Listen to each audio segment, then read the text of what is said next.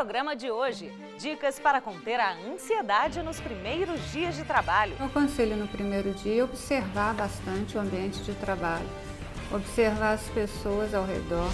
A cobertura completa da oficina de capacitação para educadores do projeto MPT na escola em Salvador. Esses 90 educadores vão fazer um trabalho de multiplicação e também nas escolas fazer um trabalho com os alunos, para que o tema relacionado ao direito da criança e adolescente, com foco na prevenção e erradicação do trabalho infantil. No reality show do Trabalhador, você acompanha a rotina de uma meteorologista. Cada ponto desse eu tenho um dado meteorológico e eu consigo ver, por exemplo, se eu colocar o mouse em alguma determinada estação. Essa aqui, por exemplo, é Feira de Santana, na Bahia, eu consigo ver a temperatura em torno aí de 25 graus e que está bem coberto com chuvisco. Não saia daí, o trabalho legal está só começando. Está no ar o Trabalho Legal, programa do Ministério Público do Trabalho em parceria com a Associação Nacional dos Procuradores do Trabalho. A proposta parece tentadora quando o patrão oferece pagar a mais para o funcionário sem registrar o valor total na carteira de trabalho. Mas é uma tremenda armadilha. Os trabalhadores que recebem o famoso salário por fora só têm a perder nessas situações. Veja mais na reportagem. Trabalhando como balconista, este homem, que prefere não mostrar o rosto, recebe quase R$ 1.300 por mês. Mas desse valor, só R$ 724 está na carteira. O restante, ele recebe por fora. Na minha empresa eu recebo salário mínimo e o nosso patrão paga pra gente por fora, né? Porque sai mais em conta para ele, sai mais barato para ele pagar por fora do que pagar a mais o nosso salário. Se a gente não fizer isso, todo mundo perde o emprego, né? Aí a gente fica nas mãos dele. A história do balconista não é um caso isolado. Nas ruas, não é difícil encontrar alguém que tenha trabalhado de forma semelhante. Sim, meu filho, é o que vem acontecendo com todos. Né? Isso aí, a maioria acontece, é isso mesmo. Eu já fui vítima disso, sim. Né? Como vários trabalhadores aí que trabalham em bares, né? Hotéis, enfim, outros serviços que, por lei, inclusive, o trabalhador, o empregador tem que incluir essas parcelas no recolhimento do FGTS, né? Mas isso os empregadores não fazem. Não foi legal, não.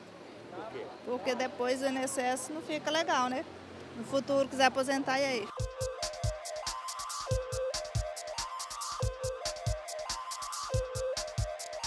Em 2011, o Clube de Regatas Brasil firmou um termo de ajustamento de conduta com o Ministério Público do Trabalho, se comprometendo a não pagar o salário por fora aos atletas. O CRB ainda foi obrigado a recolher o fundo de garantia e contribuição previdenciária, pagar férias e 13º, tendo como base o que é realmente recebido pelos funcionários. O Procurador Regional do Trabalho, responsável pela Coordenadoria Nacional de Combate às Fraudes nas Relações de Trabalho, explica que o trabalhador só tem a perder nessas situações. Primeiro é que esse salário ele não é contabilizado. Então, o que acontece com isso? Ele não vai ter o efeito na sua aposentação. Ou seja, ele se aposenta sem esse valor. Segundo, ele deixa também de ter outros benefícios, como o 13º, férias, em cima desses valores não contabilizados, que esses pagamentos por fora. Essa situação que o Ministério Público do Trabalho, ele busca combater. Por que busca combater? Porque, primeiro, não é fácil. Você tem que ter uma prova. A prova, o início da prova, ela é bem complicado, porque você vai ter prova de testemunhal e principalmente documental. Busca-se nessa fase, né, o Ministério Público da Investigação, exatamente esses elementos que convençam o judiciário, no momento de entrar com a ação judicial, que havia esses pagamentos por fora. Mas o prejuízo do trabalhador é muito grande. Para este contador, a alta carga tributária sobre a folha de pagamento é o principal motivo do salário por fora. O empregador que faz isso, e ele o faz muito para fugir da carga tributária, né, que incide sobre a folha de pagamento, 27,5% de INSS, mais 8,5% de fundo de garantia para as empresas. Empresas que desrespeitam o trabalhador podem ser punidas. Primeiro, com certeza, numa ação judicial do Ministério Público do Trabalho, uma indenização pelo dano moral coletivo causado, porque ele está ferindo a toda uma coletividade. Nós ajuizamos a ação com base na disponibilidade que a empresa, do tamanho da empresa, do tamanho do dano. Depois tem as multas, numa eventual investigação da esfera do fisco, tem as multas do fisco a serem aplicadas que são altas. E, além disso, a possibilidade até mesmo de responder criminalmente. Então, tudo isso pode ser objeto em função desse pagamento por fora, que são os pagamentos não contabilizados. O empregador ainda pode ser responsabilizado criminalmente. O artigo 297 do Código Penal diz no parágrafo 3º, inciso 2º, que é crime a declaração falsa ou diferente da escrita na carteira de trabalho.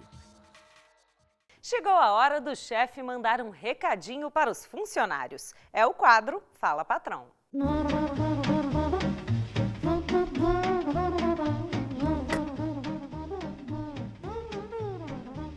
Oi, galera. Vamos trabalhar mais, deixam de preguiça.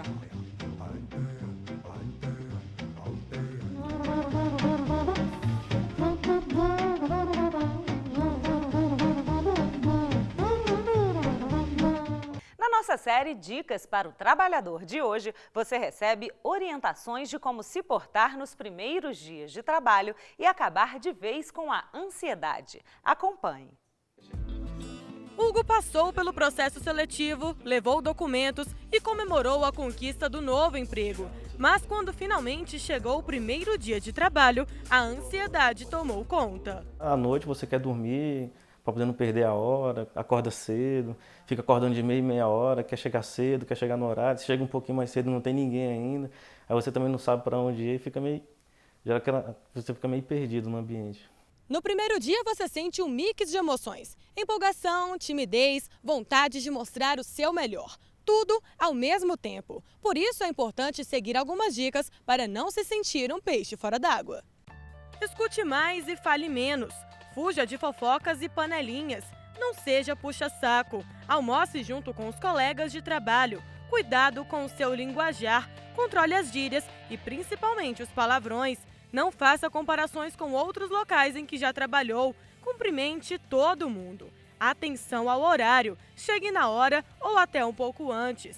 Cuidado com a roupa. Vista-se de modo semelhante à do processo seletivo. Com o tempo, você vai perceber qual é a melhor forma de se vestir na empresa. Dê e busque obter feedback do seu desempenho. De acordo com essa gerente de recursos humanos, quem começa em um novo emprego precisa ser cauteloso com a postura adotada. O primeiro dia de trabalho realmente é muito difícil para todo mundo, né? A pessoa fica sem graça, fica tímida, fica com vergonha. Ao mesmo tempo, outras querem mostrar demais. Então, eu aconselho no primeiro dia observar bastante o ambiente de trabalho, observar as pessoas ao redor e tentando ter um relacionamento interpessoal com as pessoas da maneira que cada um seja. Só ao mesmo tempo, a calma e a observação vão poder dar a segurança necessária para conhecer cada colega e a empresa. O importante é manter a calma, a paciência e entender que esse é um momento de aprendizado. Respire fundo e boa sorte! Oficina de capacitação para educadores do projeto MPT na escola chega a Salvador. É depois do intervalo. Não saia daí, a gente volta já.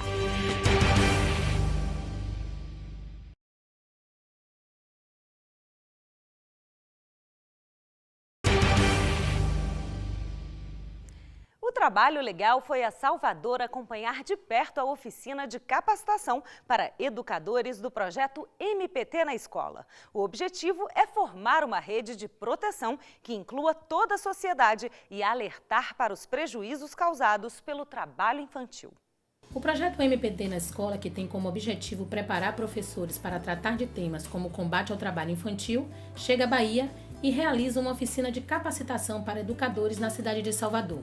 Cerca de 300 escolas e aproximadamente 90 educadores de 33 municípios baianos participaram do evento, que é uma iniciativa do Ministério Público do Trabalho. Para erradicar o trabalho infantil é preciso informação, orientação, sensibilização e, para isso, é preciso também, pressupõe-se a capacitação das pessoas na base, ou seja, nos municípios, aquelas pessoas que estão convivendo com as famílias dentro das comunidades, levando a palavra com relação aos malefícios do trabalho infantil e que, principalmente, que o trabalho infantil retroalimenta o ciclo perverso de miséria e exclusão social.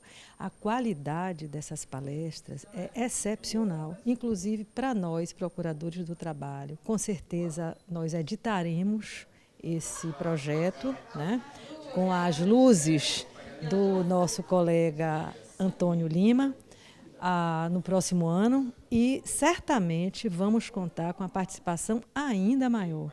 E os resultados serão muito bons, tenho certeza disso. O coordenador-geral do projeto explica a importância desse evento para a Bahia, que é o 4º estado a participar. O objetivo dessa formação é para que os educadores atuem nos municípios como multiplicadores do projeto. Então, esses 90 educadores vão fazer um trabalho de multiplicação e também nas escolas fazer um trabalho com os alunos, para que o tema relacionado ao direito da criança e do adolescente, com foco na prevenção e erradicação do trabalho infantil, seja efetivamente abordado em sala de aula com os alunos, na escola com os pais, envolvendo toda a comunidade escolar, com o objetivo de conscientizar a sociedade para prevenir e erradicar o trabalho infantil. Na abertura, após ouvir o hino nacional, uma mesa de debate deu início às atividades discutindo formas de exploração infantil e mitos que envolvem o tema. A grande dificuldade no combate ao trabalho infantil, existem inúmeras, né? Mas assim, a grande dificuldade, a dificuldade de fundo, que quase que engloba, embasa todas as outras, é a aceitação cultural do trabalho infantil, onde os prejuízos, os benefícios, entre aspas, né, não seriam benefícios reais, aparecem muito rápido e os prejuízos aparecem a longo prazo, as pessoas não percebem esses prejuízos e acabam aceitando o trabalho. Ainda no primeiro dia, houve a apresentação do panorama do trabalho infantil no Brasil.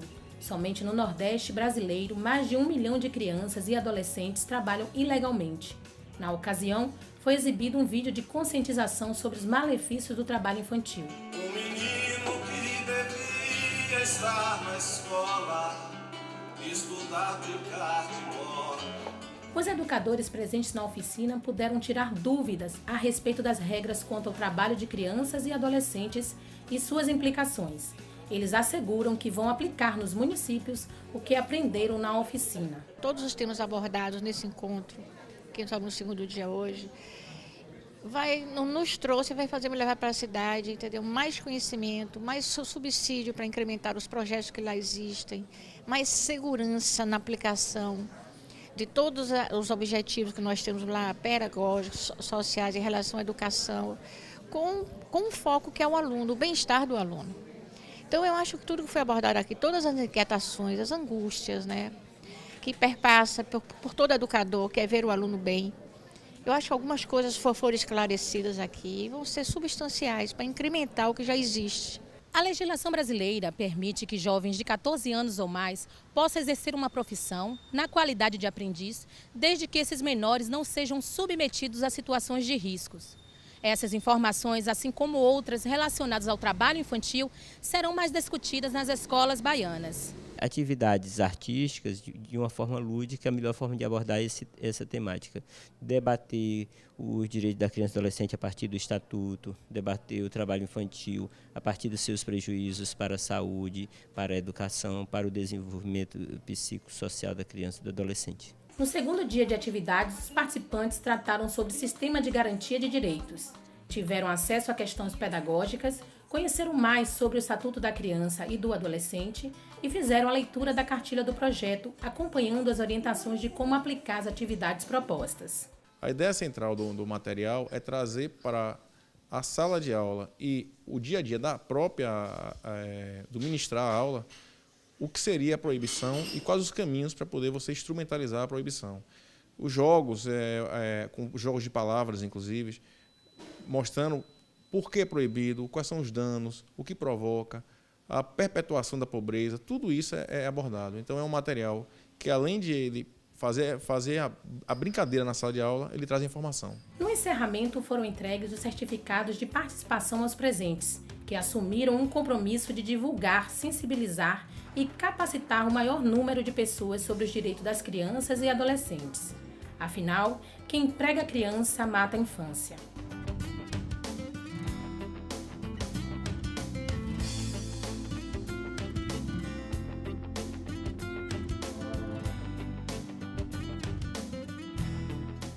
E para descontrair um pouco, vamos às ruas saber o que os trabalhadores pensam sobre os próprios chefes. Confira. Quero que você seja muito feliz, chefe. Falou, chefe, é bom você pagar integral, senão os caras vão te cobrar um juro aí, vai ser pior, viu? Patrão, aumenta a diária pro seu pintor aqui, que é trabalhador, mas tá muito pouca a diária, tá bom? No próximo bloco tem o reality show do trabalhador com uma meteorologista. Vale a pena conferir. A gente volta já.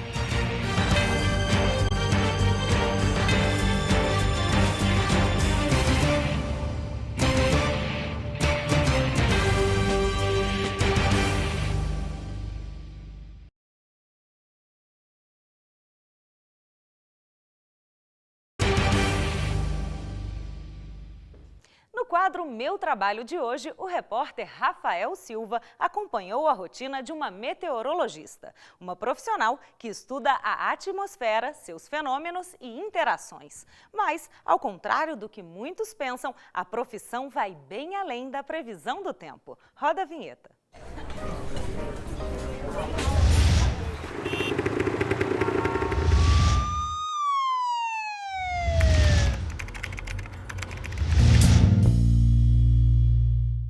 A equipe do Trabalho Legal veio até a sede do INMET, aqui em Brasília, para acompanhar a rotina de um profissional que está sempre de olho no céu, o meteorologista.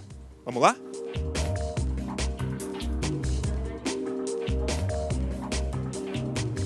A Márcia é meteorologista há 8 anos, aqui no Instituto Nacional de Meteorologia, um órgão do governo federal. Márcia, como é que surgiu a profissão na sua vida? Por acaso.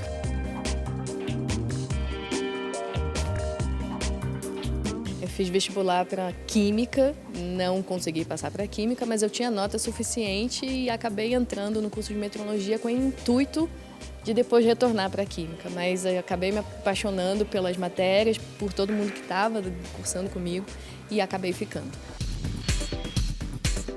E o seu dia começa aqui neste ambiente? Isso, aqui é onde a gente começa fazendo a área de previsão do tempo, aqui do INMET. Então a gente começa fazendo um diagnóstico da atmosfera, vendo quais os sistemas que estão atuando, como é que estão as chuvas em todo o país e até mesmo na América do Sul, para depois a gente começar a fazer realmente a previsão do tempo. E aqui neste computador, nesta tela, tem um mapa do Brasil. O que estes números, gráficos estão dizendo neste momento?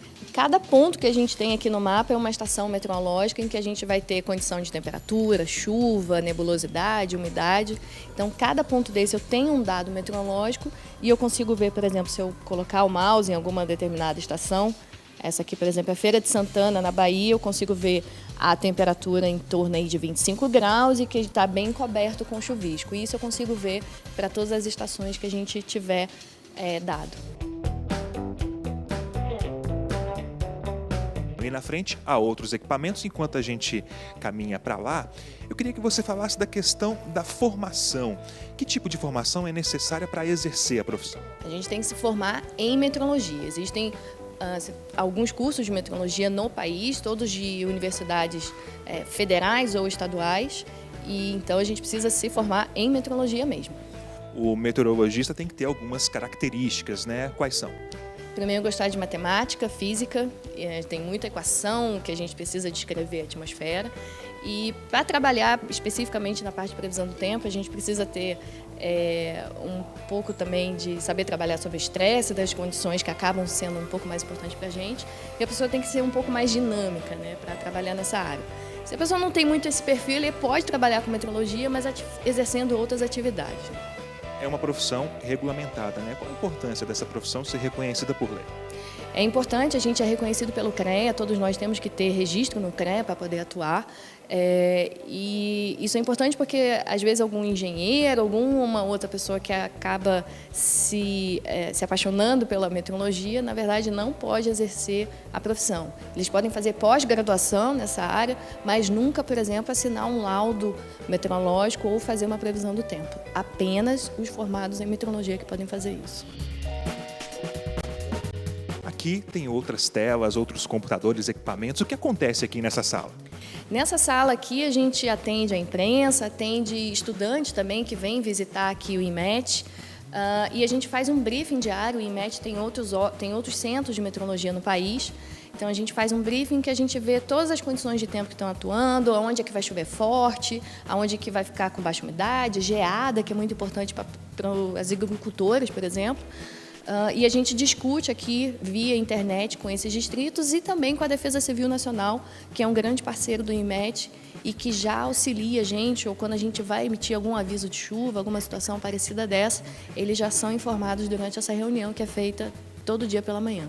Bom, eu vou pedir para a gente vir um pouco para cá e para o Nelson mostrar aqui. São 3 telas, né? O que cada um desses mapas aqui estão dizendo neste momento para você, assim, traduzindo para o pessoal que está em casa assistindo a gente? Começando aqui pelo do meio, eu acho que é mais importante, que é a parte de diagnóstico, né? Eu sempre brinco dizendo que o meteorologista tem que se fazer como um médico. Se a gente chega lá doente, ele tem que entender o diagnóstico antes de receitar qualquer medicamento ou verificar o que a gente realmente tem. A gente consegue ver, por exemplo, nessa área aqui em branco, tons mais claros, são nuvens mais profundas em que a chuva vai estar mais forte. Então, tanto aqui como ali onde está o colorido também, essas áreas em vermelho mais escuros, significa chuva muito forte. Então, a gente tem um sistema passando aqui pelo Uruguai. É importante a gente acompanhar o deslocamento desses sistemas que vêm da Argentina e do Uruguai e que, no final, acabam atingindo o Rio Grande do Sul e até outras áreas do Brasil. Na região Nordeste também, a gente vê aqui esses tons em vermelho, ou seja, bastante chuva nessa faixa norte aqui, até mesmo em outros horários do Brasil. Então, isso acaba a gente identificando os sistemas que estão atuando. Já no computador aqui da esquerda são os modelos numéricos. Os modelos são muito importantes para a gente fazer a previsão do tempo, e aqui que entra toda a matemática e física para descrever a atmosfera. Aqui, por exemplo, é uma previsão de chuva para os próximos 5 dias. Então, é porque aqui está em animação, mas a gente consegue ver depois o deslocamento daquele sistema que está atuando agora no Uruguai, qual é a previsão dele atuando aqui no Rio Grande do Sul, por exemplo. E esses modelos, o IMET, hoje a gente tem 3 tipos de modelos numéricos, e quanto menor a resolução dele, mais precisa seria a previsão do tempo. Então a gente tem um de 10, um de 7 e um de 2,8. Então significa que se eu tenho um de 10 km, eu tenho um ponto para ser resolvido aqui do modelo, e aí eu tenho 10 km para cima, para baixo, para um lado e para o outro, ele calcula e depois faz a média. Então, de 2,8, que é o outro mapa que está sendo mostrado ali, a distância entre esses pontos é de 2,8 km, que é uma resolução muito boa. É um modelo com menor resolução numérica que roda hoje no Brasil, operacional. É esse de 2,8, e a gente tem uma previsão para 24 horas com ele com muita qualidade. Muita gente pensa que o trabalho do meteorologista se resume apenas à previsão do tempo, mas isso não é verdade, né, Márcia? Não, a gente atua também na parte de previsão climática, verificando, por exemplo, se o próximo inverno vai ser mais frio, mais quente, se a temperatura vai ficar muito acima ou abaixo da média. Tem toda a parte que a Marinha do Brasil, por exemplo, é responsável, que é a previsão de tempo nos oceanos. A aeronáutica, que faz a previsão de tempo para os aeroportos, então toda a parte de aviação também é muito importante. Tem a área de meio ambiente, que hoje o meteorologista atua bastante também, com previsão ou com questão de energia eólica. Isso também a gente acaba conseguindo um campo muito bom. E para finalizarmos, eu queria que você deixasse um recado, uma mensagem para quem está assistindo a gente agora e sonha em ser meteorologista. Se você gosta de matemática, física e tem um perfil um pouco mais dinâmico para poder atuar, né? Porque tem que lembrar que a gente tem TVs para dar entrevista, né? Tudo isso é importante. Então, é um campo bom. Não são em todos os estados que a gente tem universidade com curso de meteorologia, mas eu acho que ainda vale a pena. Obrigado por receber aqui a equipe do Trabalho Legal. Imagina, voltem sempre. Marcela, é com você. Obrigada, Rafael, e parabéns, Márcia, pelo trabalho. Participe você também do nosso programa, enviando sugestões de reportagens para o e-mail trabalholegal.pautas@gmail.com. A sua opinião é muito importante. Se você quiser saber um pouco mais sobre o Ministério Público do Trabalho, acesse www.mpt.gov.br. O Trabalho Legal de hoje fica por aqui. Muito obrigada pela sua companhia. E não se esqueça, temos um encontro marcado na próxima semana. Tchau!